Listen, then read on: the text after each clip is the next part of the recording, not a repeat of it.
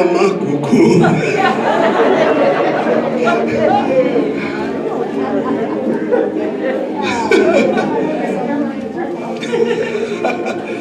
Yafundiswa kaloku. Yafundiswa. Wathi xa ndititsha ekolejini. Wathi once audience yakho uyiqaphele into yoba ifuna uphuma kuwe ibuyise. So ndiyanibuyisa ndifuna nibe fresh. And xa ubuyisa i-audience yakho ndafundiswa ekolejini kuthiwa jonga nantoni onokubenza uphinde ubuyise attention yakho.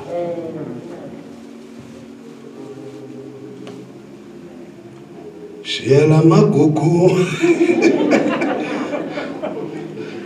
Bazalwane nditsho kune imvunulo yesiXhosa uba bendazile ngento ululu makandikhangele ndiyayifuna bazalwane ndifuna ke ndiyifake ngelinye ilanga ndifake nesizulu kwelinye ilanga ndize apha ndifake ibheshu kuphela ya fake ibheshu ndifake neengxabelele bazalwane uyazi ingxabelele fake ibheshu ndifake ingxabelele bese ndiza phathi sakile iBhayibhile ndiyibeke phansi awushumayela ngaphandle kweBhayibhile phethe isakile ngiye kakhulu nje kodwa neva shaya indlamu ngalelo langa awululu madoda khanithandaza ulula nibonelele ngalento konje nikhona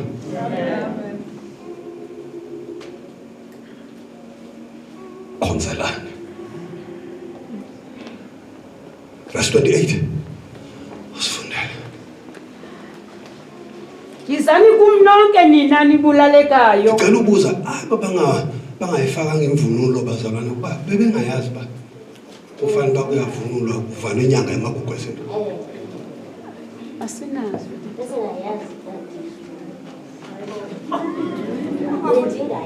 All right, uthi Sibosh asinazo. Uthi umamu lokuza. Waphinde wayilungisa. Uthe besingayazi waphinde wathi bendingayazi. Ngoba bendizawuthi ke nazi spokespersons zabantu. Abantu bathethela abantu balapha. Kubani ongenayo imvunulo yesintu kwakhe? Cela phakamisa isandla. Ongenayo.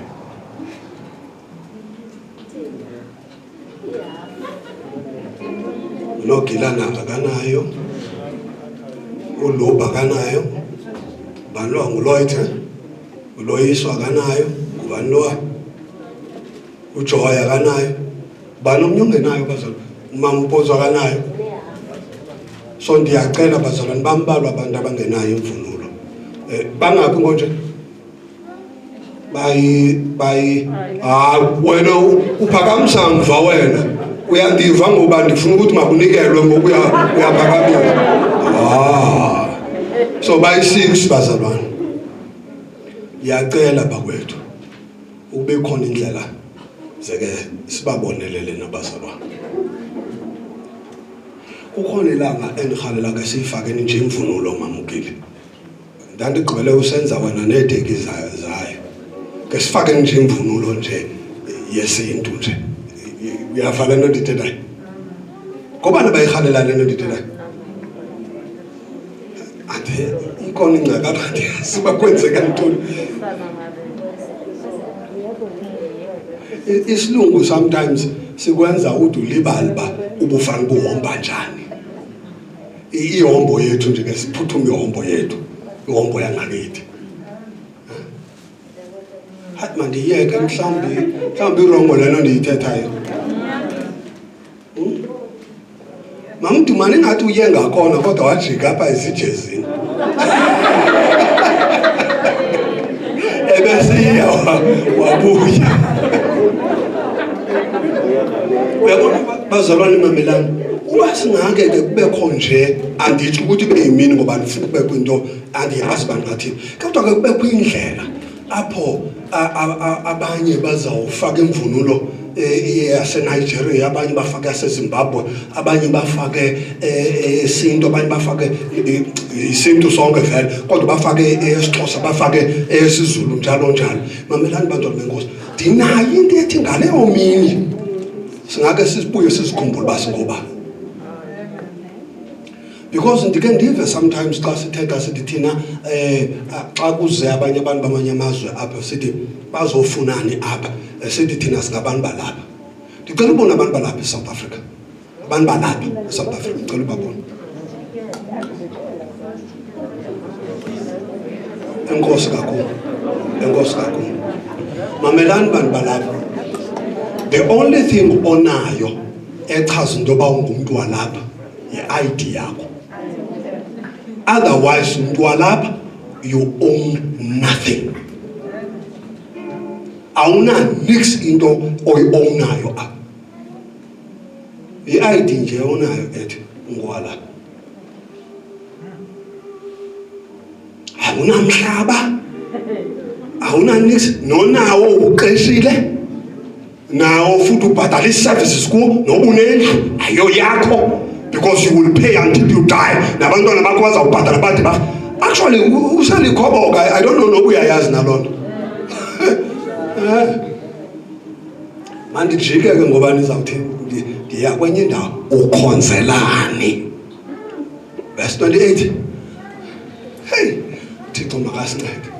Yizani kum nonke nina nibulalekayo, nisindwayo ngumthwalo, ninika ukuphumla. Xolo kancinci. Xa sizayiqala ngicela sonke sime ngenyawo. Sizawufunda izwi likaThixo. Yes.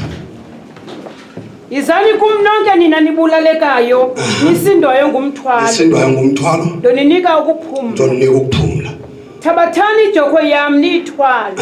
Nifunde kum. Nifunde kum. Ngokuba ndinobulandi. Ngoba ndinobulandi. Ndithobekile ngentliziyo. Eyona nto ebalulekileyo ndithobekile ngentliziyo, not ngembonakalo. Noyifumanela ukuphumla imiphefumlo yenu. Imiphefumlo yenu noyifumanela ukuphumla. Enkosi, sifundele esilungwini mama Matshayi. Come unto me, all ye that labor and are heavy laden, and I will give you rest. I will give you rest. And then? Take my yoke upon you and learn of me. For Take my yoke upon you and learn of me. Yes. For I am meek and lowly in heart. For I am meek and lowly in heart. Ndicela ungiqalele uverse 28. Mama Matshayi Come again. unto me, all ye that labor and are heavy laden, Yes. and I will give you rest. I will give you rest. Nkosi mayisikelela ukufunda kwezwi layo ngokuze kube phakade. Amen. Sihlaleni phansi sonke.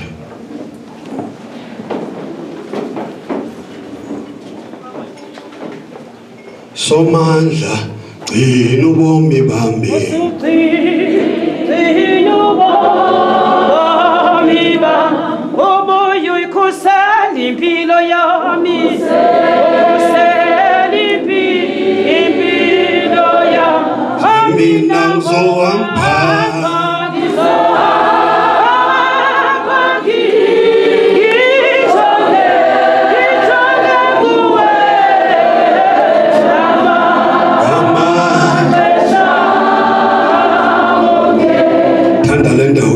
Somandla khawugcina ubomi bami.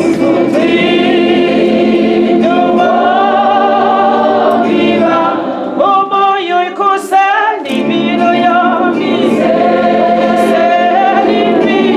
Impilo yami. Mina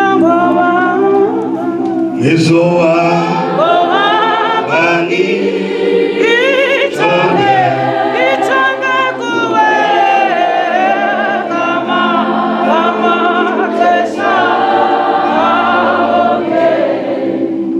ukhonzelani.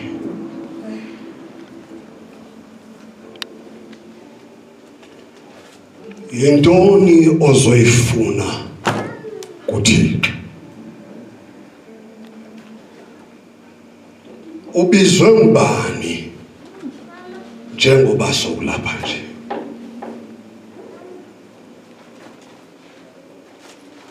Ukhona isizathu esicacileyo sokuba ubekwa intoni apha?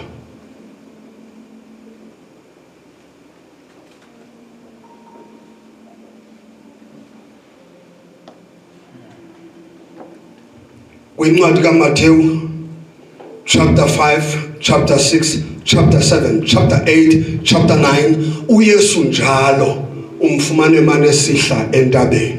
Xa efika phansi ufika kukho izihlwele, the crowd, the multitudes. Ku chapter 5 uthe xa esibona izihlwele, the crowd, wabashiya wanyuka intaba. Ku chapter 6 xa ebona i-crowd wateacha abafundi bakhe i-prayer, so that abafundi bakwazi uteach i-crowd, and then emveni koko wathetha ne-crowd. Ku chapter 7 uYesu uteacha abafundi about indlela yokuphila. 7 lessons ozifumana ku chapter 7, and there are 7 lessons ozifumana ku chapter 6. Zonke zidila nomuntu nabantu. Kodwa likhona bazalwane? Zonke. Now, again and again kwezi chapters umfumana ebuyela kwi-crowd. Chapter 8 uYesu uyafika ku verse 1 uvela entabeni, because njalo ngemveni kokusebenza kwakhe ne-crowd bekufuneka ayishiye i-crowd aye entabeni.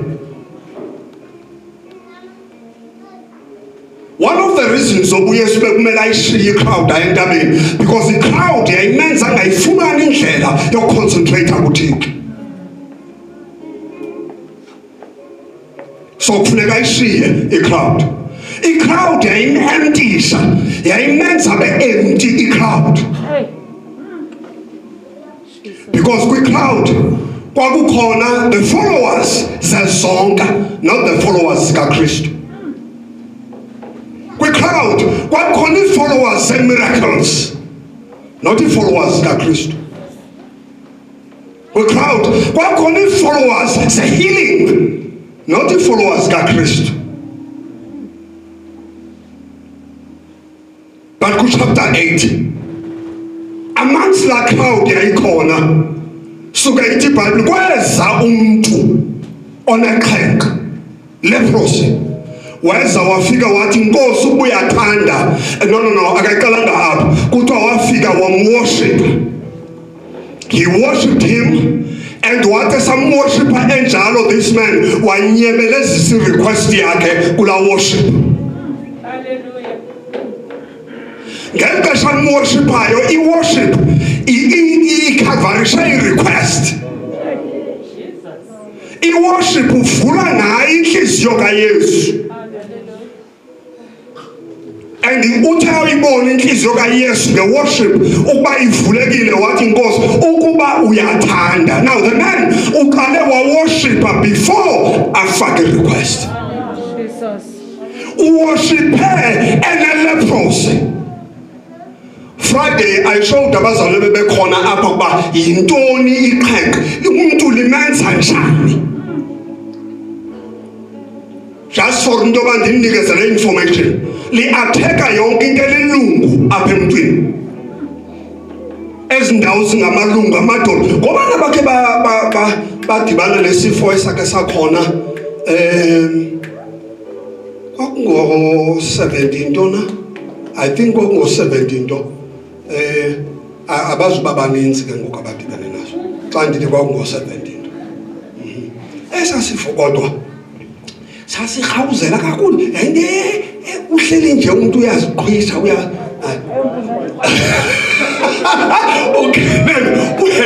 hey bazalwane, yayihlala ithanda ezindawo zizimfihlelo. Uba ifumene apha ke kwezi ndawo zizimfihlelo, ifumene nemiphakatho, hey uhleli nje ngathi ukhaba ibhola, awukhaba ibhola uzama ukubona ezi ndawo zizintlungu.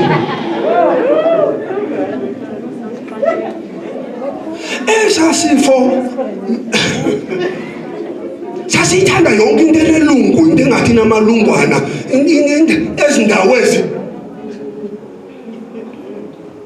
Sorry ngeke ngeligama ezalibisa. Hey imisenzela manje asithande sasifuna.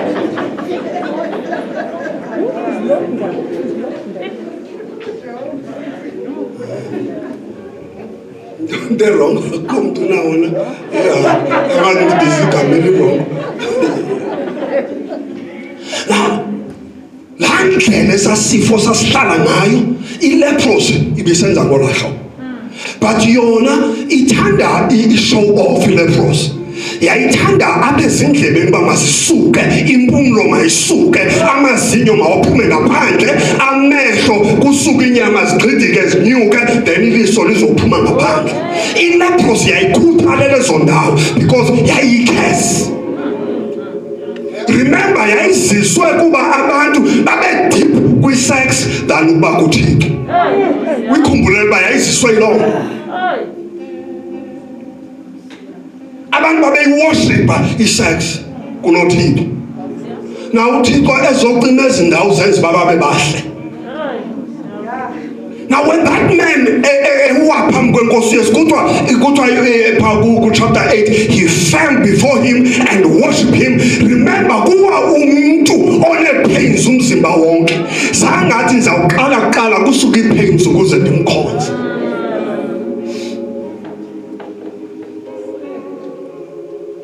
Akafananga nabantu banamhlanje. That is why question yami isithi ukhonzela ntoni? That man wathi ka efake request yakhe wathi Nkosi ukuba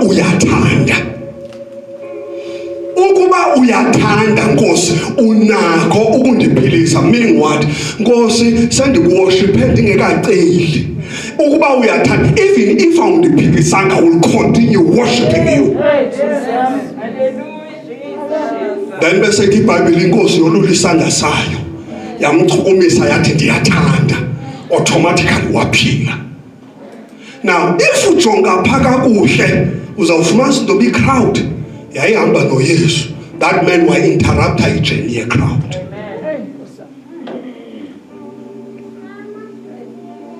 Now namhlanje kumele sizibuze lo mbuzo because elethi iqhenqa lisabonakala. Kumele sizibuze lo mbuzo ukuthi sikhonzelane.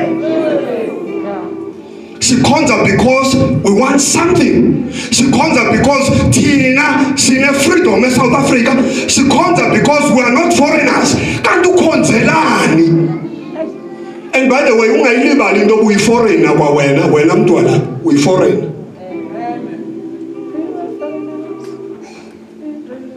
Wena nikho?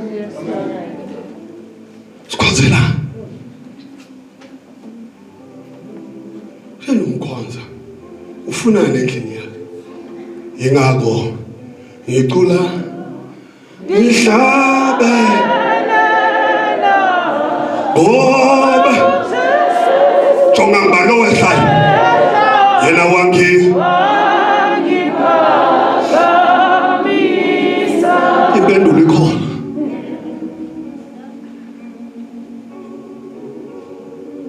Uthi ku verse 28 ubani beziwe nazaneza ubani ivile nive izwi le calling nazana responda kulo nansi into enizoyifumana kum. I will give you rest.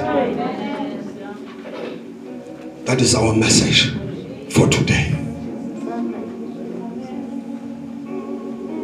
Siza ngoba size kuye oqala ogqibela. iBhayibheli lithi uYesu Kristu binguye izolo kuye namhlanje kuye kuze kube phakade. uAlpha noOmega usiqalo nesiphelo sento zonke. Sikhonza ngoba sifuna yena azosinika irest.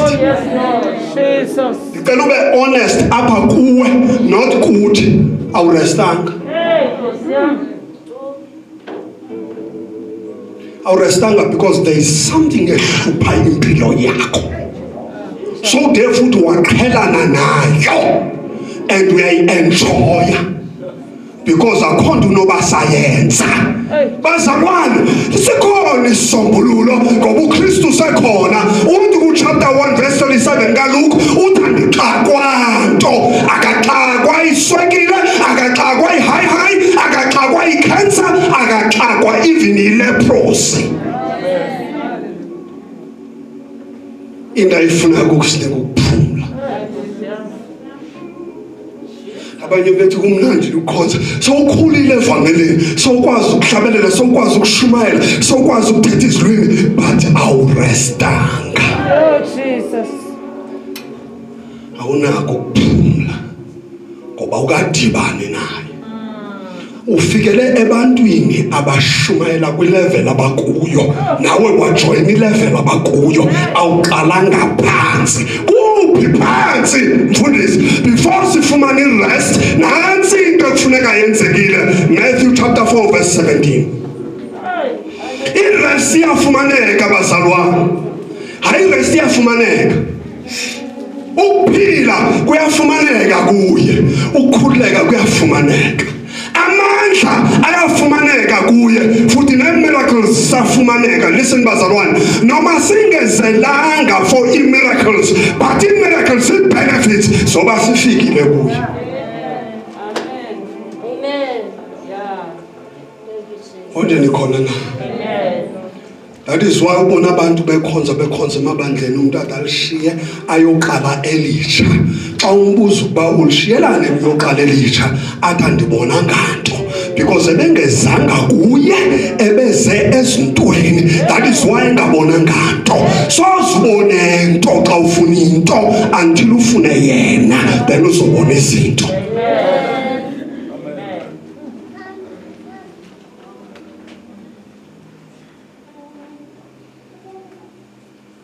Verse 17, chapter 4. Waqala oko uYesu kumemeza. Qala okuYesu kumemeza esithi, memeza uYesu ngoku.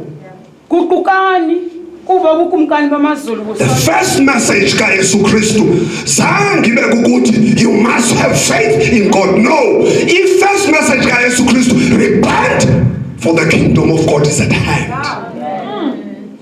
Yokunceda ntoni into yoba ube ne-faith enkulu that can move mountains. Ube ungaguqukanga. Mhla uYesu ezolanda ibandla usheke ne-faith yakho. Izawunceda ntoni lo?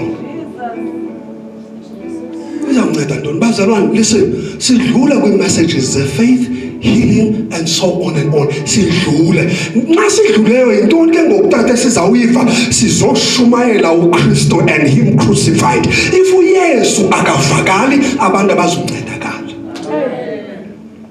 I know abantu bathi ebandleni lika so and so akushunyayelwa lento ishumayelayo, but abantu bayaphila khona. Ungangixeleli ngendawo ezithweleyo mna. Angixele ngendawo ezinamaphondo afihlweyo. Ngonje nikhona bazalwane. Amen. Xelele ngabantu abagenuine abafuna uThixo. Hallelujah. Amen. Waqala ngoko uYesu ukushumayela. Esini message yakhe. Repent. Webster uthi repentance means when you regret ngenxa yempilo oyiphile ungazi. Webster uthi repentance means to forsake your ways. Uthatha indlela kaThixo.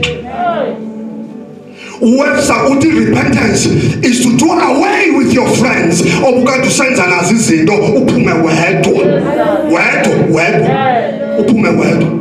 Uthi kwi-friends zakho andinilahlanga indlela nisekhona yoba niphinde nidlubomi nam, kodwa le ndiyihamba ifuna nani ningene kuyo. Remember, libazi isango, baninzi abangena ngalo, kodwa limxini wesango bambalwa balifumanayo. Thanda le Bible ingazi kabani besifunda last week, it difficult is the way. Ayitshona ukuthi narrow is the way, it difficult is the way. Inzima lenje. Sengikhumbuza umuntu owahlabelelayo kungqina omunye umfana sasinaye eBible school, engqina lo mfana. Bazalwa inhloko ilesengeda engqina lo mfana engqina. Wathi engqina njalo, wasuka wahlabelela umama elokuze nengcobo. Kulamabandla sasambe sishumayela kuwe ngco. Wahlabelela umama nje osukela etshwaleni. Athi inzima lendlela inameva iyahla. Uyangqina. Wasuka umama wayibona ba yayinzima. Umama wanyaniseka, umama wabantu wayibona ba lento inzima. I remember bazalwane ndinichazela ngomnye utata osamshiya eNgcobo. Phofu place abelungu bafana benza muso. Bamshiya ebandleni esaselivuse pha eNgcobo kwenye ilale kuthiwa kuSixhandi.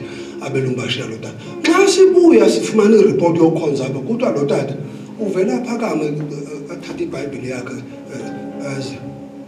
Ngutata uSibonda afika atyhila iBhayibhile yakhe ajonga abantu athi bazalwane wafaka ubuhlungu lo ajikamba wafaka ubuhlungu lo muntu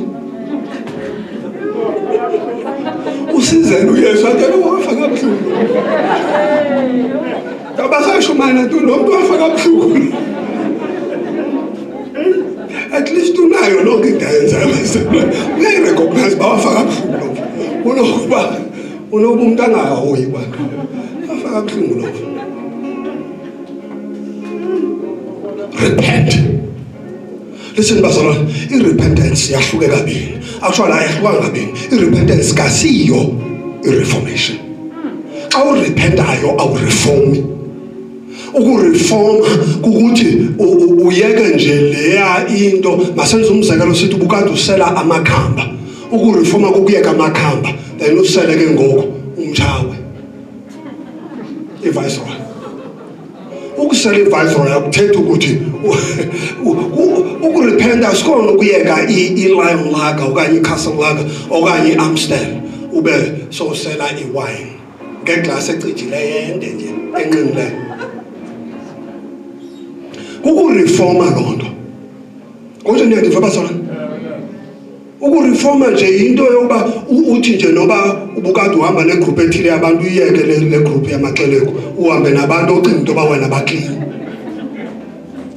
Ukureforma kodwa nakhona kodwa i-repentance into yangaphakathi. Kodwa nikhona abantu bekubona bengaboni ukuthi utshintshile awuhoyi bantu but hoya uThixo ojonga inhliziyo unomphakathi. Yangaphakathi umphandle asunaki kangako kodwa sinake into yangaphakathi.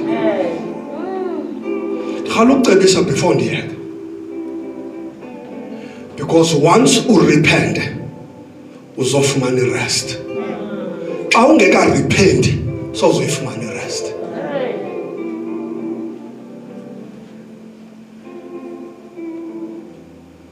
Hallelujah. Amen. Can never omnye umfana ehlabelele ethi I am the evidence. Uthi i-evidence yakho andiva thethani bazalwane nivuthi i-evidence yanto kodwa xa umjongileyo uzibumbile. You cannot be i-evidence ya-cross ube usazibumbe unjalo. Because xa uyi-evidence ya-cross ufanele into yoba i-cross ikudlakazile wafa kunye naye waze wavuka kunye naye and therefore wohlukene nokufuna izinto zelizwe ufuna izinto zaphezulu because uvuswe kunye naye. Yenzeka kanjani into ube yi-evidence ya-cross kodwa ube netsheri phakathi kwaba bantu obakhonzisayo? Yenzeka kanjani? Ifunani roll on. Loo nto abantu banesibindi ngathi ndiyabona asashuma ndijonga ninishumela kangaka nje nindiva ndibeke kangaka nje bazalwane kanti wawula lo usani uthi uyashumayela umuntu wami yazi hayi xa ndingathi ndiba harsh kwisono athi usani sawudibana naye late ungekafiki no-late nje ka uphunywa apho ingene imessage ithi yo hayi wahashi ke namhlanje kwisono angathi awusazi.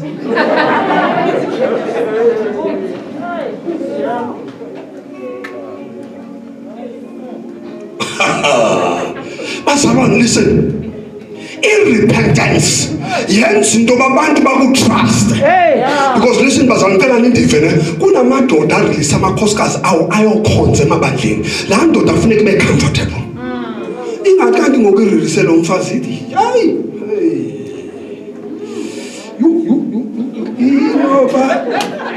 athi umfazi ndirhalela ukuyovakasha eJCC ithi indoda hayi nami ndiya yazi inebhabhalazi ithi hayi nami ndiya athi umfazi hayi bo ngoku ubulela umhlaba ithi nami ndiya andisheki ayizi kuba iza kube sithi endandivile thixo walahleka lo mfazi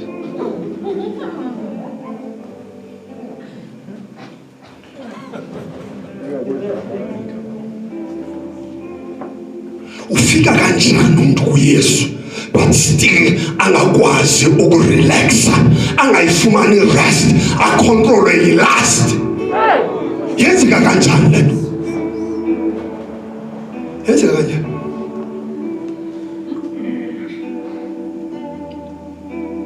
and by the way sihlabela kanjani thina sithi Jehova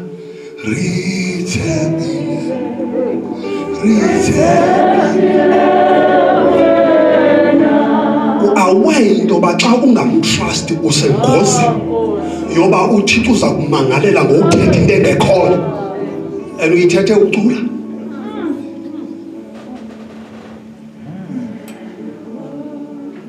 kama tsazi limatsa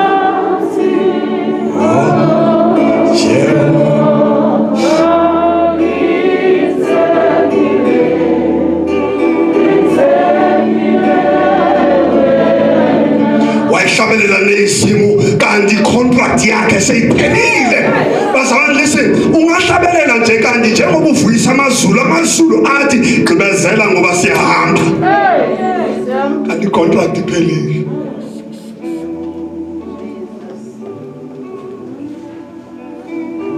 injongo yayeka ke ngoku kaThixo kathi sonke apha kokuthi size kuye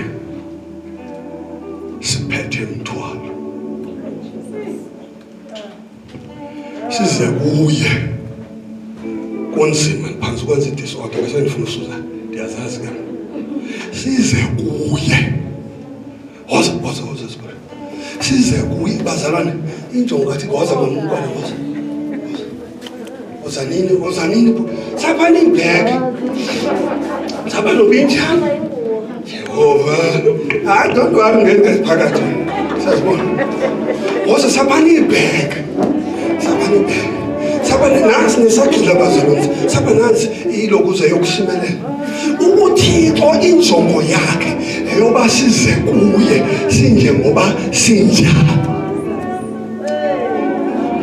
uThixo mamela njengoba usiza lo othe izani kum lonke nibulaleka konsindo ngumthwalo zani kuphumla if ufike njengoba usiya kuye zikhona izinto ezihambesheke ujonge kuye izinto ziyawa ifocus yakho xa ikule baza xa ufika kuye ufumana irest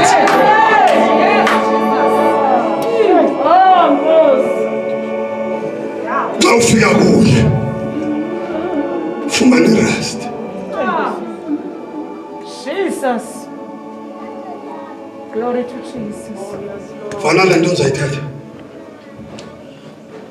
unesimo sika chapter 5 chapter 6 chapter 7 unesimo Kenneth uYesu sokuba athi xa egqiba umnceda umuntu mamkile athi go and tell no one please ungaxeleli umuntu uba ndimo wenzele nto ungakulinga uvumele into ingene kwi-flyers nee-posters zabantu ungakulinga uvume ube yi-entertainment yoba abantu befuna uqhayisa emabandleni kanti ukuncedile ifuna ukukhulule faka umlomo wakho don't tell others into yobana wena ubuyi-prostitute faka umlomo wakho le nto uyithetha izawuphinda ikudishoye khona bazayisebenzisa rongo le nto zenisijongela indima bazalwane chapter 5 6 and 7 uYesu qoqa igqiba uncedo umuntu athi ungaxeleli umuntu bathi abantu iza zongqini ba uthi ukuncede phi iza zongqini esemi apha is-aram ume kabuhlungu athi bazalwane elitrak zasekomani kwanini apha nijonge phantsi hayi emkamadoda ethu kwanina apha xa egqiba kunceda uSimakade mabakubone njengokuthi you are Alpha and Omega, we worship you, you are worthy. Sonke sibekele. You are Alpha, you are Alpha.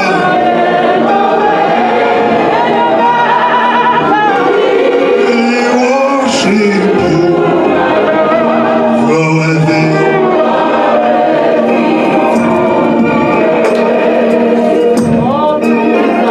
We give you all.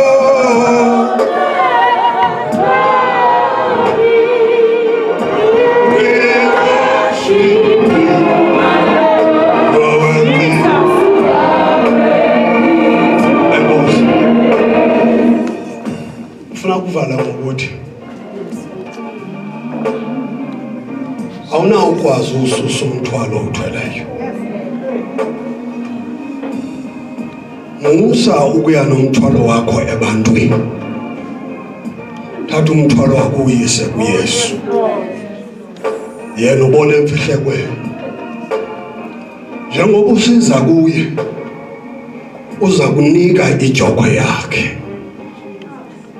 Once ijokhwe yakhe ihlale kuwe ka verse 29, automatically yonke into ibikade kuhlupa izawuhamba one by one. Yes, Lord Jesus. Do we mean xa usindisiweyo awufanelanga kugula? Ingaba setha loo nto? No. Zikhona izinto uThixo aziyeka ngabomi empilweni yakho. Zikhona izigulo ekungasiyizo izigulo zokugula nyani, kodwa izigulo zokuThixo efuna uzukiseka ngawe. Do you mean xa uthe wasindiswa wazalwa ngokutsha ngeke ufelwe? No. Kukhona ukufa kungasikukufa, kodwa ikukufa kuba kuzukiseke yena. Into ebalulekileyo ukuya kuye. Ungayi kumfundisi noba sebaluleke kangakanani. Ungayi kumfundisi sehlonipheke kakhulu, but uye kuye. If uza kuba umfundisi eshumayele a point of contact, yi-understand into yoba njengoba uphambi komfundisi ujonge ngaphaya unqamlezo. Ungaboni umfundisi as the solution. Hallelujah. Xa usenza njalo wenza uThixo amcekise umfundisi.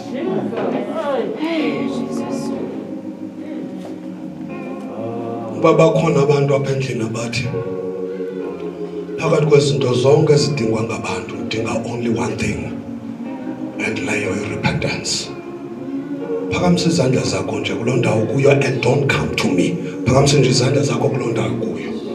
I-repentance, it's very important to change your ways, to amend your ways. Ukuza kuye uthi Nkosi, mna ndinikezela ngako konke kuwe, wena yenza ngendlela yakho.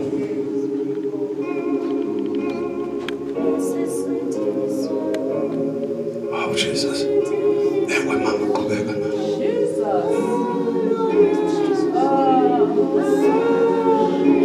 Aliko.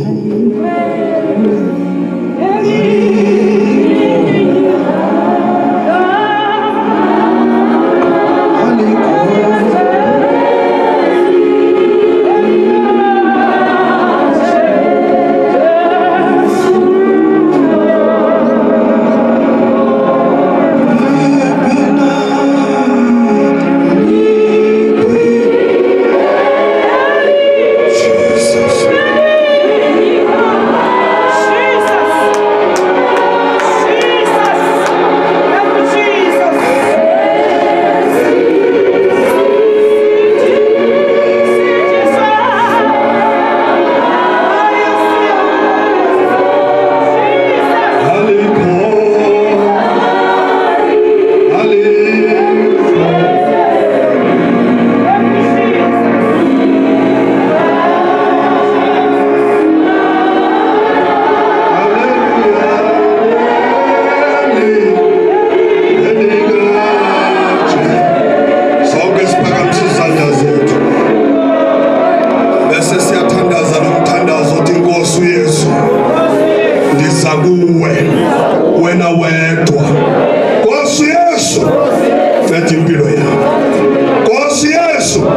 ayizale ngokusha. Ndiyakholwa wena umunyana kaThixo, ndiyakholwa uba wafa wabuye wavuka ngenxa yami. Sindisa impilo yami ngegama likaYesu. Amen. Uthixo akuncede akusikelele. Listen, isimple lento bazalwane, ayidingi mgudu yakho but idinga ukukholwa. If only you can believe, zonke izinto ziyenzeka kodwa kokholwayo. Yazi inkosi ngakunceda ikukhuthaza ikomeleze. Inkosi ikupha amandla. Yazi uthi uphuma apha namhlanje uphuma uyilento ubufana ba ubuyiyo. Uyazi into ba yonke into ekwehleleyo nayo yonke into ubukade uyiyo ibiyiplan kaThixo only for today.